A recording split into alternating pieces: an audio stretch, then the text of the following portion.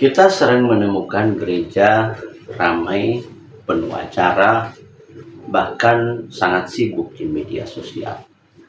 Namun apakah itu yang dikehendaki Tuhan? Apakah itu sesuai dengan rencana Tuhan? Sebab kalau kita ngomong tentang pemberitaan firman Tuhan, tentulah kita mengupayakan segala cara dan daya sehingga pemberitaan itu sampai kepada semua orang. Tetapi gaya bergereja, gaya beribadah, serta gaya melayani kita, apakah sudah seperti yang Tuhan harapkan atau seperti yang Tuhan doakan? Sebab sepertinya akhir-akhir ini cara dan gaya gereja melayani, melakukan pekerjaan Tuhan, sepertinya banyak yang bias, banyak yang cuma mengejar angka, mengejar kepentingan-kepentingan tertentu, padahal jemaatnya pun tidak bertambah-tambah, cuman perpindahan dari satu gereja kepada gereja yang lain. Nah, sebenarnya seperti apa yang Tuhan kehendaki dalam pelayanan dan pekerjaan? Nah, sebenarnya aspek-aspek apa saja sih yang sekarang sedang dipraktikkan oleh gereja yang kemudian membuat pelayanan itu sepertinya bias, bahkan seperti sebuah pengelolaan satu acara di mana memang tertata rapi, tetapi apakah Tuhan hadir di sana? Nah, ada beberapa aspek yang sering digunakan oleh kebanyakan gereja, sehingga kadang-kadang mereka lupa akan kehadiran Tuhan. Aspek yang pertama adalah gereja dikelola dengan menggunakan event organizer, cara-cara event organizer.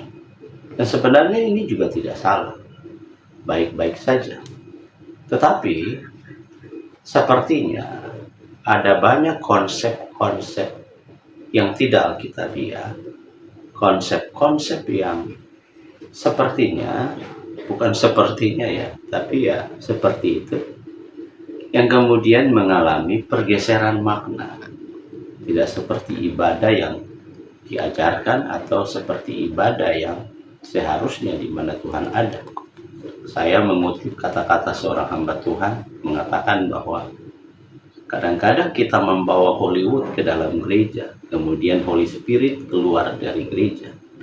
Artinya bahwa ya, gereja itu tertata rapi, gereja itu pelayanannya bagus. Tapi apakah Tuhan hadir di sana? Apakah Tuhan datang dan melayani di sana? Tuhan hadir untuk melakukan pekerjaannya di sana. Apakah Tuhan dihormati di sana? Apakah Tuhan dipuji dan disembah di sana? Ini jadi pertanyaan dasar yang butuh dipahami dan dimengerti. Kadang-kadang terjebak kepada lebih suka menghadirkan hiburan, ya sepertinya memang rohani, tapi ternyata itu sekedar hiburan yang dimana Tuhan tidak berkuasa di sana. Bisa juga kadang-kadang gereja cuma mementingkan angka dan jumlah, padahal itu perpindahan dari gereja lain. Atau juga kemudian gereja melupakan peran dari Roh Kudus, sehingga yang berperan di situ bukan Roh Kudus lagi, tetapi semangat dan gaya manusia yang sedang melayani keinginan dan gayanya. Manusia yang sedang mencari panggung, manusia yang sedang sibuk dengan katanya melayani Tuhan, tapi sebenarnya Tuhan nggak ada di situ. Nah, tentu kita bertanya bagaimana sih sebenarnya gereja yang dikehendaki oleh Tuhan. Tentu tentu gereja harus dibangun berdasarkan dasar firman Tuhan dan dibangun dengan doa. Inilah model dan cara ibadah yang sebenarnya terjadi dalam perjanjian baru ketika murid-murid Yesus. Mereka setiap hari membaca dan merenungkan firman Tuhan. Mereka berdoa dan sebagainya, dan mereka melayani satu sama lain. Tidak penuh dengan hingar-bingar lampu yang kelap-kelip sana sini, tidak penuh dengan sound system yang bagus, tidak juga penuh dengan berbagai tata kelola yang begitu rapi. Tidak seperti itu. Tetapi ibadah yang dibangun atas dasar pengenalan akan Tuhan, persekutuan yang baik dengan Kristus, hidup yang diubahkan, hidup yang melakukan firman Tuhan, dan berjalan di dalam kebenaran, hidup dengan kesaksian. Mereka ada dalam persekutuan senantiasa, dan mereka pergi ke berbagai tempat melayani Tuhan. Itulah yang dikehendaki dari gereja. Tapi gereja hari ini banyak mengentertain daging, menjadi follower di dunia, meniru-niru apa yang dilakukan oleh dunia. Bahkan kadang-kadang gaya dan cara yang di panggung-panggung dunia dibawa ke atas panggung, dibawa ke dalam tata ibadah gereja. Dan kemudian kadang-kadang gereja, ibadah kehilangan makna. Orang datang dan pergi tanpa mengalami hal-hal atau persekutuan atau perjumpaan dengan Tuhan. Gereja perlu memperhatikan tubuh Kristus, hidup dalam kesatuan, hidup dalam pelayanan bersama-sama. Bukan menganggap doktrinnya paling benar, bukan menganggap baptisannya yang paling benar. Kemudian terjadi perpecahan sana-sini, menjelekan gereja lain, dan sebagainya. Tetapi gereja harus hidup dalam persatuan dan persekutuan, membangun tubuh Kristus yang kuat menolong yang lemah. Tetapi kenyataannya kan kita lihat di gereja. Gereja terkotak-kotakan. Orang kaya dengan orang kaya, orang setengah kaya setengah miskin dengan teman-temannya, dan yang miskin dibiarkan. Orang lebih suka menyapa dan mempedulikan orang-orang yang kelihatannya bagus, kelihatannya punya jabatan, uang dan materi, tahta kedudukan menjadi rebutan. Orang tergila-gila dengan harta. Gereja dibangun dengan dasar-dasar yang salah. Kadang-kadang banyak oknum yang cuma untuk memperkaya diri. Mereka menimbun uang gereja. Di gereja itu rekeningnya unlimited, punya banyak uang, tetapi uang itu tidak tahu-tahu di mana. Kadang-kadang pendetanya kaya, sangat kaya dan super kaya.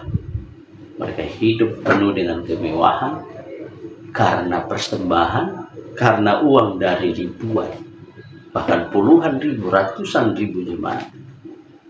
Dan ukuran mereka adalah rumah yang mewah, mobil yang mewah, hidup yang diberkati. Dan kemudian jemaat terus didorong, mari kita memberi. Sedangkan gereja yang dia lakukan cuma ibadah, terima persembahan, that's it.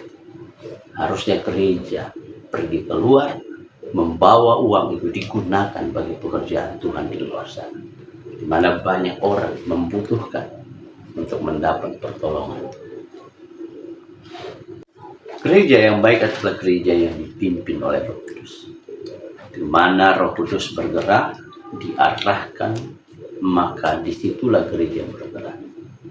Tapi sekarang kadang-kadang ya kita menemukan banyak gereja tidak dipimpin oleh Roh Kudus, dipimpin oleh kedagingan, hawa nafsu, keinginan. Itulah yang terjadi. Nah, ini jadi bahan koreksi buat kita bersama-sama, bahwa gereja harus butuh dituntun oleh Allah. Kalau kita baca perjalanan bangsa Israel, maka kita menemukan Musa selalu datang kepada Tuhan. Dia berdoa dan minta tuntunan Tuhan. Maka mereka bisa bergerak atau mereka berhenti. Ketika tiang awan itu ada di atas tenda, di atas perkemahannya orang Israel, tiang api itu ada di sana, maka mereka berhenti di sini.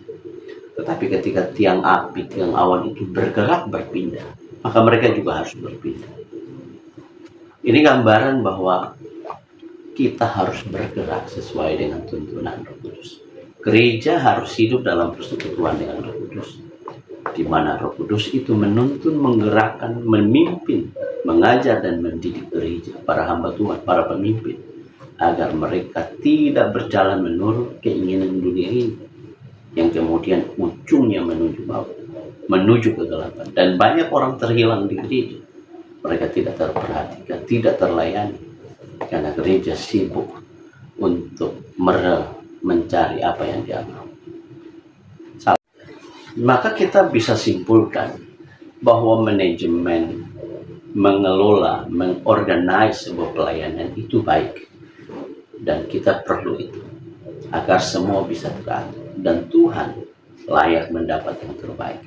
Tetapi lebih daripada itu adalah yang Tuhan inginkan, bahwa gereja tertata, terkelola di bawah pemikiran, kehendak, dan maunya Tuhan, bukan kepentingan manusia sesaat yang kemudian mengabaikan pelayanan, hanya bergerak menuju apa yang dia pikir baik dan menurut dia benar. Gereja harus mengalami pembaruan di dalam pengenalan pengertian dalam pelayanan, tetapi gereja juga harus terus kreatif karena dunia butuh kreativitas daripada gereja. Gereja harus menjadi trend center, gereja harus menjadi patokan, gereja harus menjadi menara mercusuar di mana kebenaran dilihat, di mana gereja berbeda dengan dunia. Gereja memberikan warna yang sangat kuat, mempengaruhi dunia, sehingga dunia tunduk dan melihat nilai-nilai gereja, sehingga dunia tidak akan berkata bahwa kita sama saja. Gereja harus berbeda, karena kerajaan Allah ada di dalam gereja. Maka kerajaan Allah itu harus bersinar bagi dunia agar dilihat terangnya dan banyak orang datang kepada Tuhan.